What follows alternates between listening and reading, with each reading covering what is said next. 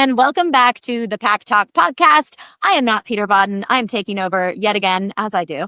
Emylee Vodden here, and I am so thrilled and excited to bring on today my first, arguably my best, and definitely my most long-standing mentor in the fitness space, and just someone who I call my LA mama. Thank you for coming onto the show and hanging out with me, Andrea Marcum. I'm so happy to be here with you. And I'm a very proud LA mama, although I don't live in LA anymore, but my heart lives in LA with you for sure. Yes. I'm there for you. That was the seed of LA. I left my heart, Exactly. It belongs to us. No. So, okay. I'm going to get into, you've been in this industry for over 20 years. So yeah. You have a lot of notches on the tool belt of expertise and knowledge. And I'd love to dive into as much as we can possibly cover in that. But in short, I will never give an intro worthy enough, but been a yoga teacher for over 20 years, has worked with incredible brands. When I met her, she was deep into owning a yoga studio and managing a massive retreat business, doing yoga retreats all over the world. She is an author. She has an online platform. Watching you over the past 13 years, grow in different ways. It's just been amazing to watch because I always see you, like I said, as a mentor for me. And so it's really cool to just see what you're doing and how you've maintained and sustained, your career and your own practice and your own health and wellness across, 20 years now of fitness and yoga. So I hope that we can get to talk about a lot, although I know we like to go on tangents and go on a lot.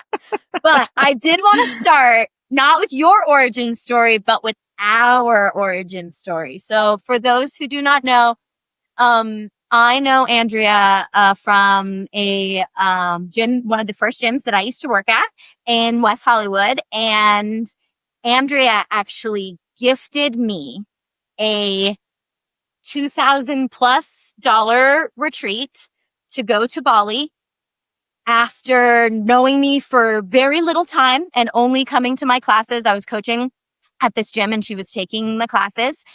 And she gifted me a $2,000 retreat to go with her to Bali. I didn't have a passport, had never been out of the country. I had just been in a car accident, herniated disc 3 and 4. I just started this job. I remember trying to train for the CrossFit Games and go heavy and go hard and go all out. And then I get into this car accident and I come back and I remember chatting with you and telling you a little bit about it. And I remember you telling me, you look like you need to go on a retreat. And I was just like, oh yeah. And you're like, as a matter of fact, someone backed out of our Bali retreat and I have an extra ticket. And of course I could sell it because you were waitlisted and maxing out and all of that. But you didn't sell it. You gifted it to me. I'm going to cry just thinking about it. I'm I did prepare for this and then be like, don't cry, Emylee. It's ridiculous. If you do, that's all good. But yeah, so for knowing me for very little time, you gifted me this retreat, which, if you know me now, is a big root origin story of me and my career. And why did you do that? That's my first question, why out of, of course, the goodness of your heart and blah, blah, blah. But, really put yourself back into 2013, owning you studio and, coming to Brick and going to classes and then seeing little old me, trying to train hard and prove myself in this new gym and then get into a car accident and come back broken and depressed. And why did you do that? Why wouldn't I? I think the favorite thing for me in all of the 20 some odd years that I've been teaching yoga, I did, as you said, I was a yoga studio owner for a while. I've created experiences, trips, retreats for people to do. The favorite thing, the real way that I get paid is when it's impactful. And I could see an opportunity to meet you, Emylee, is to know that you are somebody who's just itching to go and have experiences and to create things. And the evidence of it is Pharos and your children and all of it. I mean, I've watched you. You think you're inspired by me. It's actually the other way around. But I sense that in you, and I've always looked for opportunities to be helpful in small, quiet ways that then turn out to be sometimes the loudest, often the loudest of all. I know that you and Ferris both, it's community driven. You live your mission statement, as a brand, if you want to say that, as a human being, to, to see maybe sometimes the things that people don't see of somebody who might be working out at a gym. I mean, gyms are great collections of people. And you were this 22, I think, right? Very young. Yeah. Yeah, I Very, think so, because I just graduated college. Yeah. yeah, you were young. You had a different kind of an ambition and a thirst and an energy. And I had this opportunity where, because it was partially paid for, I could offer it to you. And actually, the person who had to drop out probably doesn't know that I'll they pay it forward to you. facilitated this for you too. I don't even remember who they were, but Thank you. yeah. but but I do remember that being very pivotal in certainly since I've known you, because you can't it broke the world wide open to you. And I teach stretching, sort of, I guess you could say, right, as yoga, but the stretch I'm interested in is stretching us out into the world, stretching our ideas of things, stretching our possibilities. And so when I see some place in which that maybe I can do that, I try to be true of my word to do that. And you were my person. I also had sort of a soft spot for women who frequently, it's women break up with somebody, and they're devastated, and your world, I'm not saying men don't do this, but I feel, being a woman, maybe I can speak to it as a woman, but our worlds get very narrow. I feel like there's a pressure, also societal pressure, of like, it gets very narrow in terms of like, are we worthy of love and that sort of thing. And I've often sort of done much like I did with you, but for women, where I'm like, come with me out into the world. Let's widen your lens again. Let's remember that there's all kinds of ways of doing things. Sometimes that's also, you came to Bali, you did yoga with me, and you came back and created something called CrossFlow, which I think you ran into trademark problems. I'm probably not even allowed to mention it here, but it was this wonderful hybrid, which is a testimony to the way in which you are, quick to adjust your lens. You're really adaptable. You've got this creative spirit, but also a really like, you manifest things, you make them happen. And so that changed things too, probably having the car accident, the ways in which you have to deal with certain things in your body that have leaned you in the direction of being very much in repair mode, even though you're like, let's go do this. Let me show you my chin-ups. But you understand that balance, and you've lived it. And I do think that going to Bali and that kind of softens the edges on some things, but also increases the drive in the ways in which you can look at your life and what you might do. Does that make sense? That was such a great way of saying it. I say that I came back from Bali realizing that I needed to balance all the effort that I like had within me, and like potential and effort, with ease. And, I had a background with rheumatoid arthritis and hip dysplasia and all of that. But like at the early stage, it was more of like, prove the doctors wrong, and I can do this, and I will be, I will, show them kind of deal. And so it was a little bit, even my rehab from, college into CrossFit, it was still kind of like that hard energy of just like needing to prove something to my like, high school broken body that got doctor's notes to get out of PE. So I felt like Bali was the first place that I realized that I needed to balance that what that balance was, that there was a sense of ease, and that I needed to incorporate that. Otherwise I was going to burn out. I should have died in that car accident. So it was a big moment. Like, you had me right at my most vulnerable, where it was like, it really was that place of like, I had this terrible thing happen that was still, I got arrested, like it continued to play at the time. Like, it was ongoing and terrible, and a fun podcast for another time. But was I came back and realized like, okay, in order for me to sustain and figure this out, it can't just be go hard all the time and prove something wrong. Like there has to be a why that is greater than that.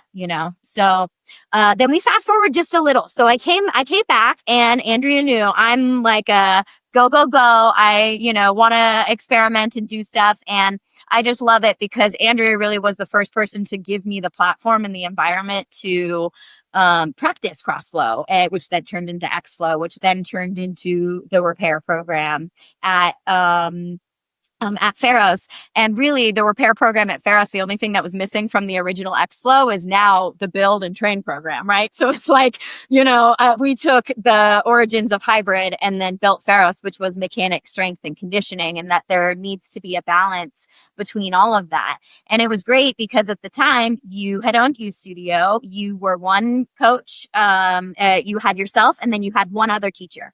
And then I came and was like, hey, do you think that I could teach this, like hybrid kind of style class and see how that goes?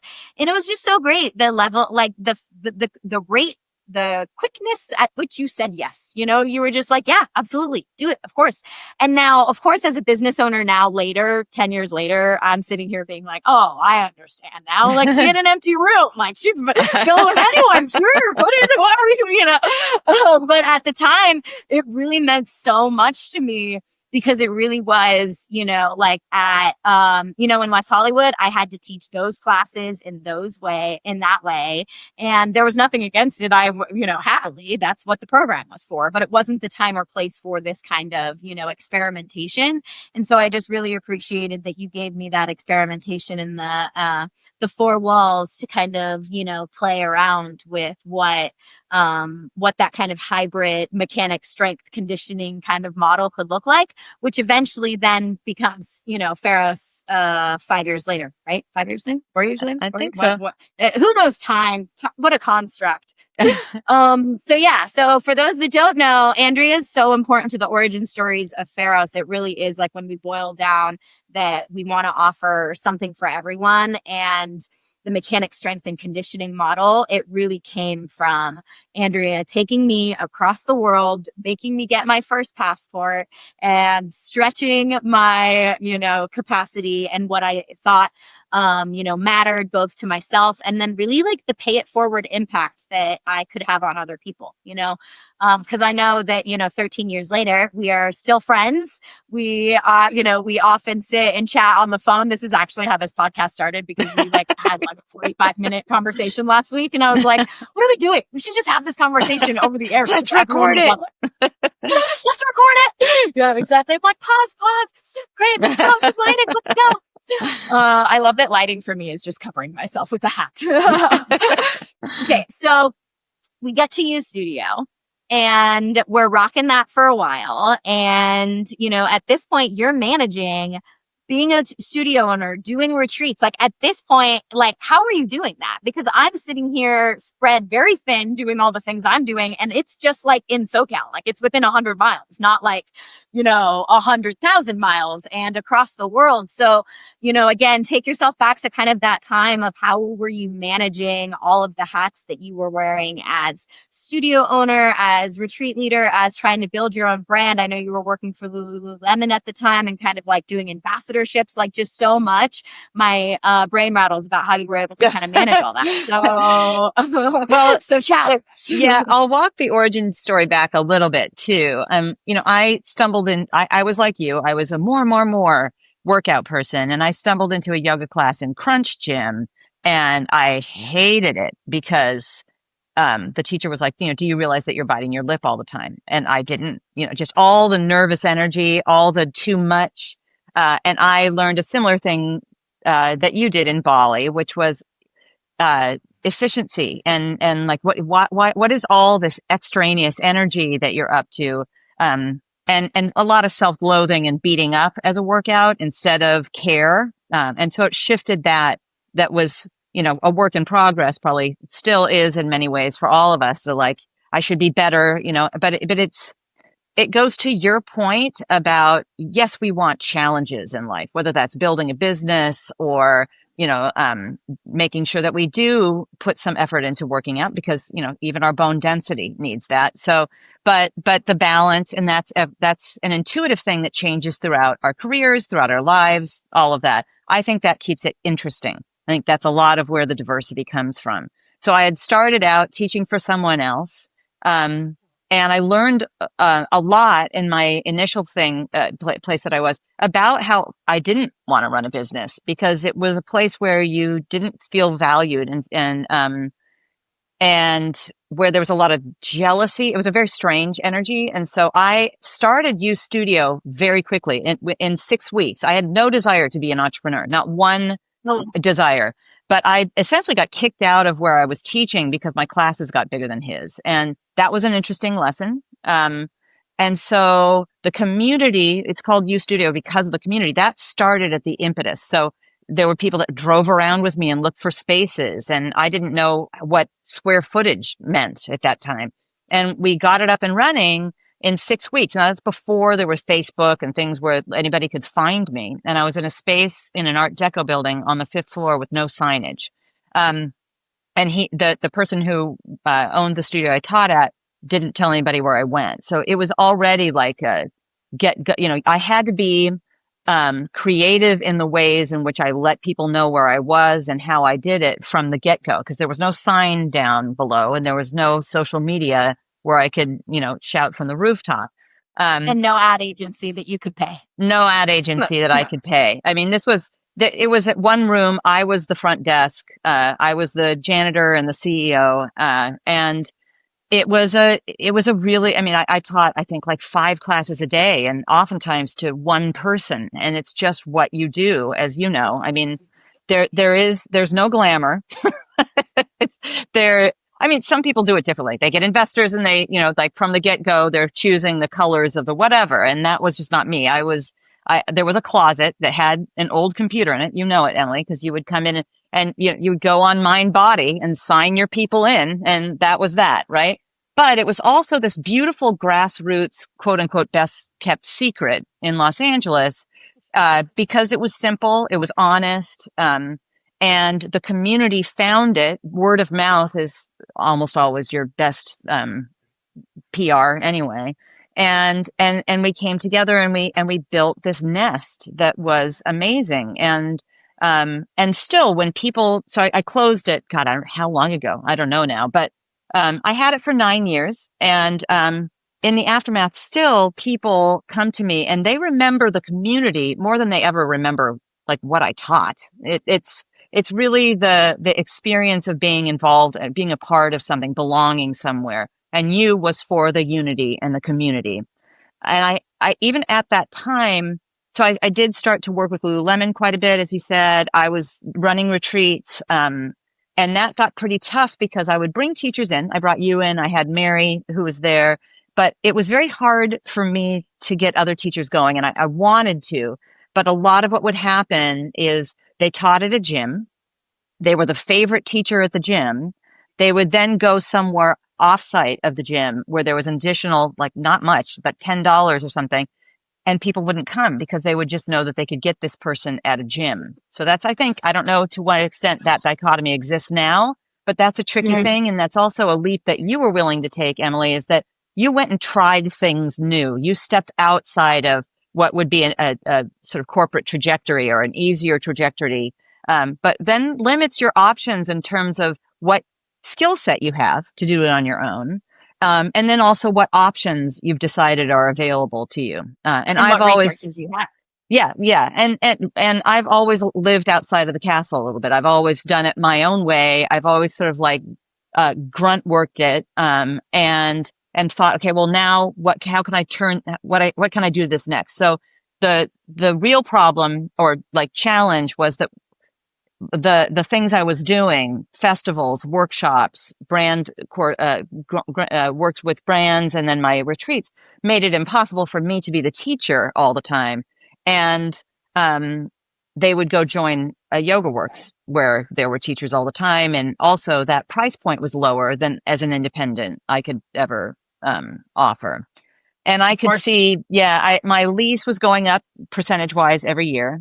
to the extent that it was no longer at market value. It was too high. And I couldn't charge too much because I'm up against, big players who have, a much easier time charging less money. And that was a little bit also the glue that made us the community we were. We were this little community that was the little engine that could, and we were going to do it. But that dynamic became too much, and I did have to close. But I stepped in. I went and taught for Yoga Works actually, and that was a totally lovely experience. And it then meant that when I built my retreat business, I wasn't, with an empty studio and zero You weren't revenue coming starting in. in the Art Deco with no signage and having to barrel through. You had already Yeah. had, yeah. And it's funny because from my perspective, of course, you're like a celebrity already at that time to me, right? And it's funny because I know that you probably, of course, did not feel that way. And No. I remember when you were closing new studio. I mean, do you remember the year? Because my memory wants to have it be the same year that I opened Pharos. You know what I mean? Like just for a good narration. Yeah, I know. Like it's like you closed U Studio right around the same time that we were having conversations about opening up Pharos. And it was really interesting to feel so worried that like my mentor was closing her studio because she saw something beyond the four walls of that your community had grown beyond the four walls and was more worldwide, and that you were going to have like that there was going to be more opportunity for you not enclosing yourself into, And so I remember that time for me because I couldn't tell at the time, maybe still today, whether I was jailing myself for it. I remember thinking, because you were the best mentor that I had at that time, and you were like, oh yeah, no, the writing's on the wall, we're doing this, I got so many other opportunities here, I'm very grateful for this, and this is now kind of where we're going. And I remember that being hard for me to be like, oh man, and here I am about to sign this lease and do this stuff and, and like worry about that. But then also sit there being like really proud. And like, I always try, one thing that you're very good at helping me do is think long term. Like I'm very impatient and you aren't. At least you've worked really hard to be perceivably patient. I am like Aries, ran my head through wall, and I feel like you were kind of the first person that helped me realize that I needed to play a long game. And so then by looking at you being like, okay, here's her long game. She had this studio for 9 years. And if she didn't have that studio, would she have these opportunities and da-da-da? And so I still then made the leap to, sign that lease and do that thing because I was like, I'm not going to short-term think about this. I'm going to just follow in the steps that she learned so much. And I'm going to too, regardless of whether or not I hang my hat on this or what the end game is on this, So yeah, do you remember that time mentoring I very much me? do. Yeah, I very much do. And also I am a big proponent of having life experiences. Do I regret having a brick and mortar studio? No. Did it perpetuate where I am now? Yes. I mean, I for me, it was a different kind of a build also. I mean, I took that leap and started the studio. When I knew I had to close, I thought I had a 3-year lease. It was a 5-year lease. I was staring at $100,000 debt that my landlord refused to let me out of. And so at the same time, I was also writing. I was writing a book, and I would wake up at 4 a.m, write my book, go see my clients, go deal with my, go teach at my studio and do the things at the studio. And then, sometimes I was traveling as well. But so I'm working on this proposal. I'd actually, long story short, is it took me 10 years to get my book published, but I was 2 years into just writing the proposal with my agent, who had come up that we could do a whole podcast on just that. But there I was, $100,000, which they did shrink to $30,000 for me after I had to like stay open with no revenue coming in. I mean, it was awful. All the gray hair I started to get. I can't even tell you. I can't even imagine. And I remember you telling me that at the time, but now being on the other side of it, I'm like, oh my God, I did not take that with the amount of seriousness that it was. That it must have just been terrible. When it flavored my worry for my LA baby, like, are you sure you want to do this?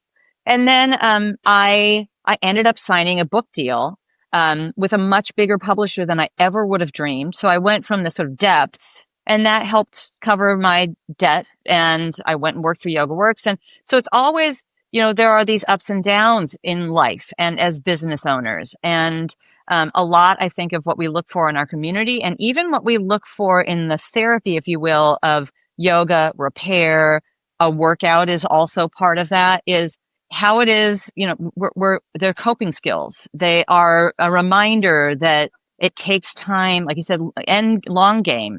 And if we're going to take care of these bodies of ours, we can't just beat the crap out of them and then hope that they're going to be able to sustain it. So, you hopefully, as you put some wear and tear on your body and on your life, you come to some of those conclusions. And yoga for me has been a huge aspect of that, the physical practice of it, but also just the philosophies of it. And that's a lot of what my book is about, actually. It's called Close to Om, Stretching Yoga from Your Mat to Your Life. And it is where I've landed with things. And then to your point of the freedom of not being in the cage or in the, what did you call it, a jail, I believe. Wow. A brick Language and mortar. Matters, guys. Like, nice cage, Yeah. Then playpen, be it, like a little doggy playpen. That's correct. And listen, but I, as we all know, like the pandemic hit and the world closed down, and I saw it as an opportunity to essentially start U Studio all over again, but without walls. And that had always been my dream. And suddenly here was this opportunity to do it. And like you did with Pharos, unfortunately before the pandemic, but you've survived it and thrived beyond it. I just realized like this, I got to take this leap and do this. And I did. And I've been able to have the platform now for 5 years, which is far easier to have when you're traveling, because I still do retreats. And I still do all those sorts of things. And it let me move out of Los Angeles. I went through some personal tough spots. And it saw me through those as well. I lost my mother, and my marriage ended all at the same time. And, that was pretty tough stuff. But the community that I was shocked by is international and feels very important on a platform. And but pre-pandemic would never, ever have imagined, how meaningful that is. And that was even what I would now be doing, all these years later. So I think it's really important to always stretch the aperture of what we think is possible, open. That is the stretching. I hope that I'm living. Facilitating. Yeah, facilitating. And paying forward to others. Yeah. Yep. It's true. It's a fun for me because I am a member of your online community, and it's great because I always, of course, seek out the on-demand videos of you on retreat. She always has a ton of, while like she's like in these amazing places, we'll find like little pockets at 4 a.m. to go in and practice so she can upload from her community and stuff. And I love that she does that. One, because I know that she's thinking about us, but also two, because then it feels like Bali. Like it sounds silly, but I get to sit and wake up, try to do it before my kids wake up, and inevitably they wake up and try to join me. And, it's cool to feel like I am on retreat, and that, you can be beyond the 4 walls, even if you are practicing within your own 4 walls. It's a really fun community that you've built. And if you were to tell me in 2013 that I would still be, traveling all over the world with you, 13 years later, then I'd be like, actually, I'd probably be like, yeah, obviously. I travel to the ends of the world for you. I'm like, wait, I think I knew that then too. But it's pretty cool, that it really is like, regardless of leases or buildings or places or zip codes or areas of the world, that like 13 years later, we are still connected, and there's so many people that are still connected. I am still connected from, people that we've gone on retreats with that don't even live in Southern California, that are all over the world. And I'm friends with them on Facebook and excited to see their world and stay connected. And it's just really fun to know and I hope you feel this, that like you connect so many people. And that is always why I'm like, Andrea is a really great mentor, because you have a sense of modesty about you. You know, I'll say, like, honestly, there are incredible yoga teachers in the world, but nobody stretches what you do in here to what you do out there like you. Like Thank your you. ability to speak to that, and not like in that, you know, like the really awkward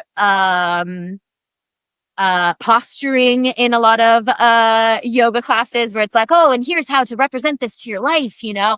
Sometimes it like just comes across as really awkward or maybe inexperienced, because maybe you feel like the person teaching it doesn't have the things to, you know, kind of back it up. But ever since I took that very, very first class with you, I was just like, oh wow, she really has a way of lacing the things that we're thinking about and the things that we're experiencing in this moment presently together, to both get through it and to like build up our own capacities and to, you know, feel stronger, and then to be able to do, you know, to like pay it forward and to be stronger for ourselves, for our families, and, you know, for our communities. And so it's really fun for me, because I see you growing that. And I wonder then for myself, I'm like, okay, cool. If I just play the long game and am open to what comes, then it could look like this, which again, always from my perspective, you are a very big celebrity to me. So I'm like, even in your life moving to Santa Cruz, I'm like, and where are your next retreats and all of this? So to date, do you have a number of how many retreats you have been on? You know, I don't know. I should look back and Gonna count. do this now. This year should be the year. I feel like this would be a really fun landmark because you've been doing it for so long now. I mean, ballpark, like, I don't know, a couple a year for 25 years. yeah, So, I was like, but maybe more. I don't know. I mean, a lot, I a would lot not where be I get surprised confused. over this point you've done 100 retreats, because you also were just doing like quick, you know, Mexico retreats and stuff like that. Yeah, Like, I feel like you were doing 3 a year for some years and then going like, it it's is possible. It's a absolutely lot. so, I do yeah, want to mention one thing, which is that you came to Italy with me, and I believe that had something to do with you meeting your husband, speaking of connections. All right? I remember, if we want us to transplant there, I just remember how annoyed everyone was with me, because I was sitting there on my phone, not out and about. I was so good when we were out and about, but when we were like back in after dinner, you know, that type of thing, I was just glued to my phone texting this Brit from across the way. And I remember everyone being so annoyed with me, being like, Emylee, just live in the moment. Just like be here right now, you know? And I was like, I'm trying, but I'm so in love with this man. And it was so funny. I know for you guys to see, especially now, then 6 weeks later, me marrying him and all of and all of that. But yeah, I think about that. Your LA mom was a little worried about that haste as well, What did I but tell I'm you? I was fine like, now. I was like, it's either going to be the greatest love story of all time, or it will be the dumbest thing I've ever done. And only time will tell. I think Only time. all is well.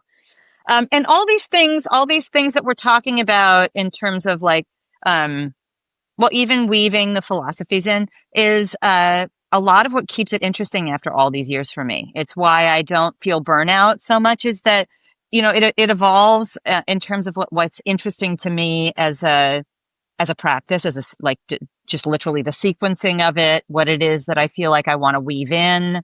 Um, and you know, I create content for a company that's called American Specialty Health, and they supply stuff for Medicare, and that's really interesting as well, because it's a reminder that none of us are getting any younger, and how important, you know, that movement, finding your community as we trundle through time, and maybe it's that you find a teacher and you all grow a little bit older together, and you all, you know, do it that way, but that there are pockets where you don't ever have to feel like you're now supposed to be a 20-year-old CrossFitter, that you're not.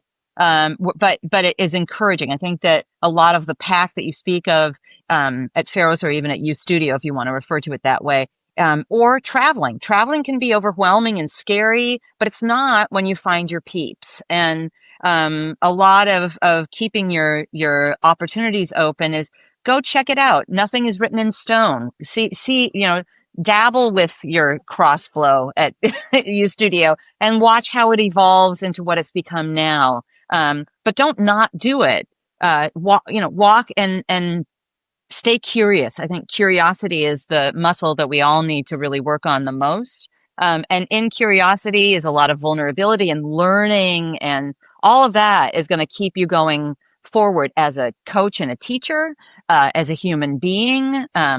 It keeps us in a state of um, uh, it's exciting, I think. And if you're in a pack that's encouraging that, then it's less about comparison and competition that can really kind of add, I think, to that burnout of like, oh, look what they have, and I can, I'm over it, that sort of thing. And it's more like, Yeah. hey, look what we're doing together, and how did you do it that way? And it makes it a conversation instead of a competition. And I believe we live in times now where maybe especially as a coach or a teacher, but I think again, just as a human being, there is this artifice of the social media, right? Or that kind of comparison that's ready and available.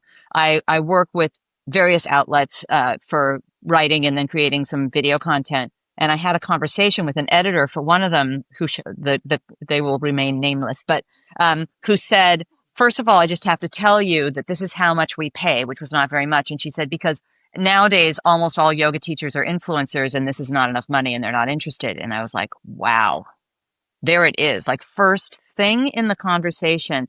And, I've also I've been at yoga festivals. One in Copenhagen comes to mind, where people who are in fact very, very famous yoga teachers on Instagram with a million followers were terrified to go teach real people because they'd never actually done that.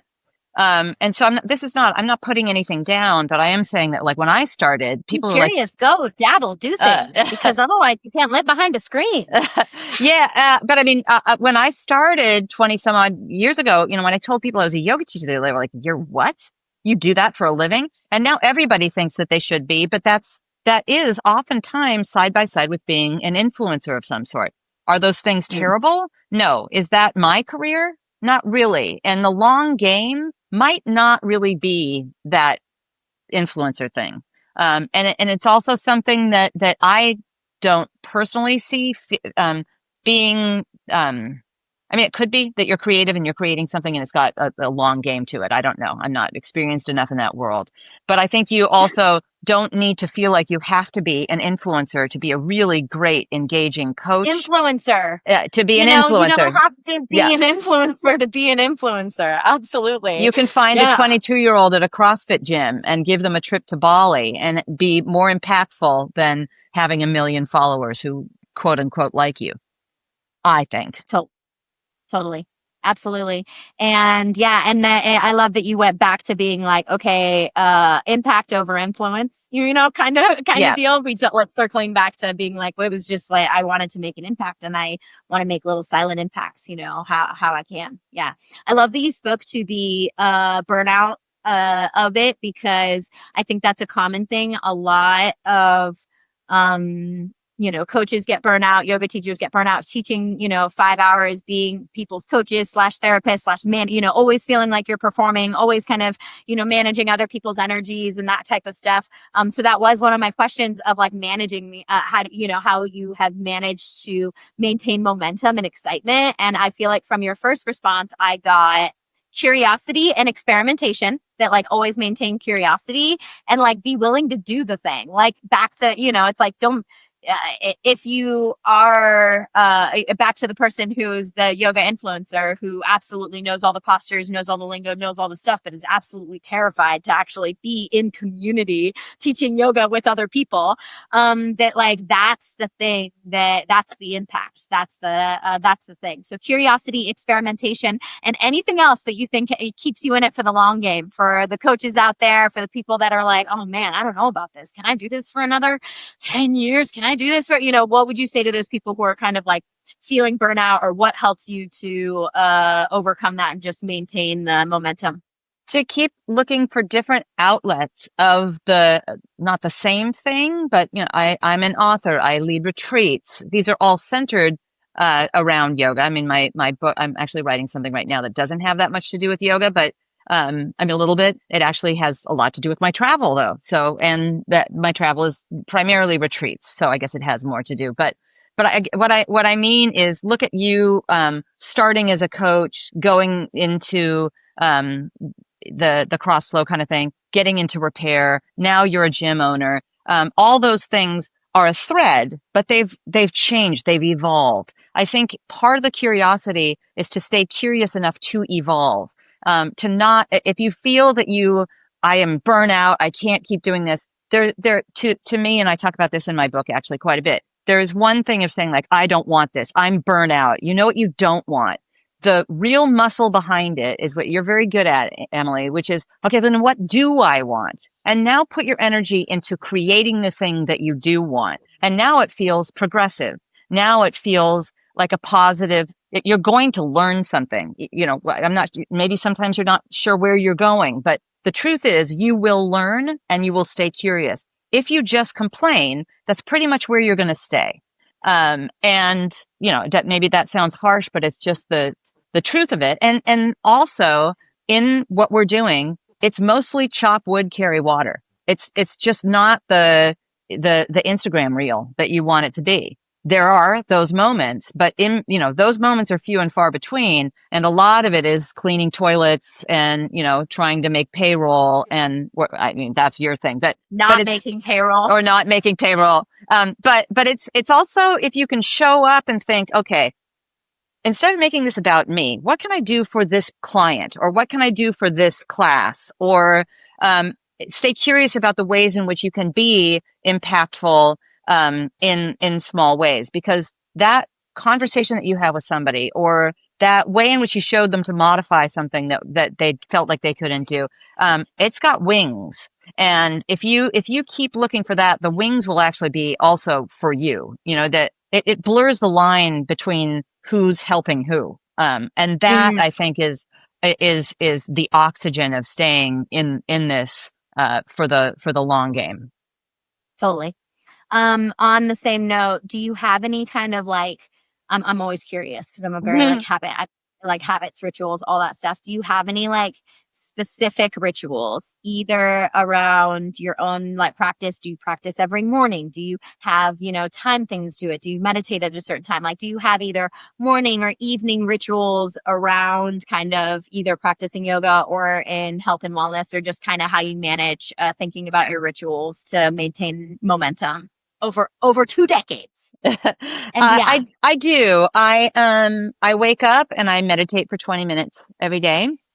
And I do practice pretty much every morning. I also film content, so that doesn't quite feel the same as my own practice, but I will use that as a physical practice, which is why the repair lean in is more important, the meditative.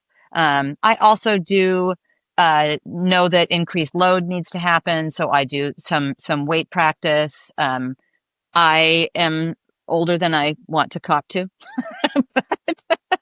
No, I'm turning 60 next week, so I have some arthritic stuff, not just the sort of normal, and I have a PT who I go to, and I have exercises like that have been helpful, and I can feel the wear and tear on my body. I was a competitive gymnast 1,000 million years ago, and some of that comes back to haunt you. So, a lot of it is just figuring out the ways in which I can stay challenging myself physically and with my curiosity, and also being realistic about what leaves me feeling best. And sometimes the over workout is also sending you back into the punishment days, a little bit of the you should be able to kind of conversation. So, and just walking my dog and being in nature is a really huge part of my life. Going out and seeing the world, a big thing always for me has been to go see the world. Losing my mom a couple of years ago made me really want to do the things that I want to do while I can, because none of us are here forever, kind of thing. So those practices, the looking at that and really thinking about how do I fully inhabit this moment? What is it that I really want to live into? And the love of this man that I've met is, gosh, like a gift beyond gifts. That I'm in a new chapter that I didn't see coming. I didn't see the divorce coming. I didn't see. I mean, I knew my mom was going to pass. Nobody saw a pandemic coming. So I went through some rough waters, but I'm in a place that feels liberated in ways that I'm not sure how to express fully, and I'm extraordinarily grateful for this opportunity. I love that. Any retreats on the horizon over the next, maybe year? I'm like, dude, what do Oh you yeah. plan out 2 years in advance, 5 years in advance? Like, how prepared are you as a We do it. Yeah. Well, I have been to Oaxaca, Mexico, a number of times. My boyfriend's from Mexico, and I'm learning Spanish. And when I was there, I was like, holy crap, I got to do a retreat here. So I did 2 retreats of my own in Oaxaca, and I'm now like the kind of man on the ground. So I will now be other teachers that I work with a company called International Yoga. Other teachers that are with them, I will go and be the tour guide, which is one way in which I have kind of turned some things that we're doing into a new. I also am going to Puglia, Italy, in October, and I'm doing a retreat in Egypt in February of next year. So that's amazing? exciting to me. You have these spots open? Are you? I do. I would not miss a chance. If you have ever wanted to go, guys, like seriously, I've been to Bali, India, and Italy with this woman, and did my eat, pray, love, and will never be the same for it. Yeah, it's just one of the best gifts that you can give yourself if you have never, if you have not stretched beyond, where you live and done anything like that before. I cannot recommend it highly enough. I know everyone and their mother does retreats right now, but nobody does retreats like Andrea. She's been doing them forever. It's that your pedigree is just so much beyond to you can tell by my voice. I'm like, I really can't express strongly enough Thank that if you. you have ever been interested in going on a yoga retreat and don't want to be disappointed or don't want to feel awkward with like people you don't know or whatever, like just want the right environment, then check out AndreaMarcumYoga.com because she has all of the retreats listed there. Yes. And grab yourself a spot. You will not regret it. It's just one of like the greatest things ever. Well, Okay. thank you. Before we finish up, I do want to circle back to one thing that you mentioned in your ritual, which was you said that they the importance of progressive overload. You might not have used that exact word, but you basically increased load. You said that you understand that there is an importance for increased load. So you're talking about strength training, obviously, and I was going to have that question of how you kind of balance the mechanic strength and conditioning in your own life of that routine. But because you mentioned the importance of increased load, I would love for you to chat about that, about, your practice of strength and strength for women and strength for women, past a certain age. And just, I am meeting with so many women who are like, 40 and 50 and starting like early, perimenopausal type stuff and starting to have more and more conversations. And so I think that it's great that more women are having conversations about the importance of strength and that we're having more conversations about how to manage thriving even as we age, as opposed to, just setting us out to pasture. Totally. So how have you kind of managed strength as a woman and, growing older? I've always enjoyed the challenge of strength stuff. I mean, it's how I found you at a CrossFit gym, right? But it's also this really interesting time where y- you're trying to balance. Yes, increased load. I do weight stuff. I do not really. It's certainly not HIIT, but I do like a half hour of generally like a 10-pound weight thing. I'm not doing super heavy load stuff. I have a slightly arthritic shoulder. I've got a slightly arthritic hip. I can feel when it's not a good idea anymore. It's either too many reps or too much weight for me. Mm-hmm. And also a lot of what I do, in my platform yoga, not so much the Medicare stuff, although it could be argued that there is some load. It's a sort of relative thing to talk about, I think. So, Absolutely. and I do a lot of body weight stuff. So I'll do a lot of held planks and things like that, that I also think are, not exactly the load that we're talking about, but are depending, are load bearing, right? Good enough for people who aren't doing very much, like Yeah. if you're starting of a baseline here, then body weight load is enough for most people and then increasing from there. Sure. And increasing how long you spend in it also is, a way to increase the intensity of it.